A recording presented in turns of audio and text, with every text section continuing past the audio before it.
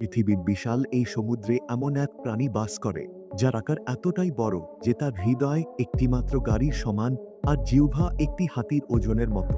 হ্যাঁ, আমি বলছি নীল তিমির কথা। পৃথিবীর সবচেয়ে বড় প্রাণী নীল তিমি, ইংরেজিতে যাকে বলা হয় ব্লু বহাল, এর বৈজ্ঞানিক নাম বালেন পিটের মাস্কুলো।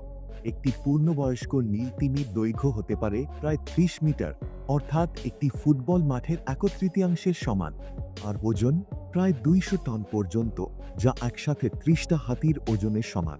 তিমির শ্বাস নেওয়ার প্রক্রিয়াও বেশ আশ্চর্যজনক।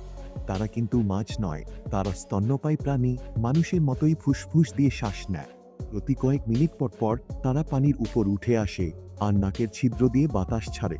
এই নিঃশ্বাসের সময় যে বিশাল পানি ও বাষ্পের ধোঁয়া দেখা যায়, সেটাই তাদের পরিচিত ব্লোহোল। এত বড় শরীর নিয়েও নীল তিমি খায় ক্ষুদ্র প্রাণী, যাদের বলে ক্রিল। একটি প্রাপ্তবয়স্ক তিমি দিনে প্রায় ৪ টন পর্যন্ত ক্রিল খেতে পারে। তারা মুখ খুলে বিশাল পরিমাণ পানি গিলতে পারে, তারপর জিহ্বা দিয়ে পানি ছেঁকে শুধু খাবারটাই রেখে দেয়। ভাবুন একবার, এত বিশাল প্রাণী, অথচ তার খাবার প্রায় ধুলোর মতো ছোট জীব। নীল তিমি শুধু বিশাল নয়, তারা পৃথিবীর অন্যতম কোমল প্রাণী। মা তিমি তার বাচ্চাকে নিয়ে সমুদ্র পাড়ি দেয় হাজার হাজার কিলোমিটার। বাচ্চা তিমি জন্মের সময় প্রায় ৮ মিটার লম্বা এবং ওজন ৩ টনের মতো হয়।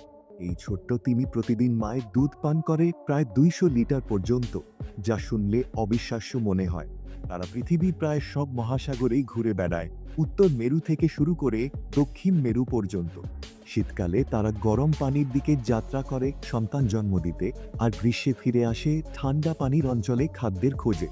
তারা একা বা ছোট দলে ভ্রমণ করে এবং তাদের শব্দ পৃথিবীর অন্য যে কোনো প্রাণীর চেয়ে জোরে পৌঁছাতে পারে, এমনকি হাজার কিলোমিটার দূর থেকেও অন্য তিমি তা শুনতে পারে। কিন্তু আজ এই মহাজাগতিক প্রাণীটি বিপদের মুখে। সামুদ্রিক দূষণ, জাহাজের শব্দ, জলবায়ু পরিবর্তন এবং অবৈধ শিকার তাদের অস্তিত্বকে হুমকির মুখে ফেলেছে। একসময় লাখ লাখ নীল তিমি ছিল পৃথিবীতে, এখন রয়ে গেছে মাত্র কয়েক হাজার। বিজ্ঞানীরা ও পরিবেশবাদীরা এখন এই অনন্য প্রাণীকে রক্ষা করতে কাজ করছে। নীল তিমি শুধু একটি প্রাণী নয়, এটি পৃথিবীর ইতিহাসের এক জীবন্ত কিংবদন্তি। এদের রক্ষা করা মানে আমাদের সমুদ্র ও জীববৈচিত্র্যকে রক্ষা করা। কারণ সমুদ্রই আমাদের জীবনের উৎস, আর নীল তিমি সেই সমুদ্রের রানী। যত বড়ই হোক, প্রকৃতির সামনে সবাই ছোট। নীল তিমি আমাদের সেই কথাটাই বারবার মনে করিয়ে দেয়। ভিডিওতেই ভালো লাগলে চ্যানেলটি সাবস্ক্রাইব করে পাশে থাকুন এবং উপভোগ করুন এমন রহস্যময় তথ্যভিত্তিক ভিডিও।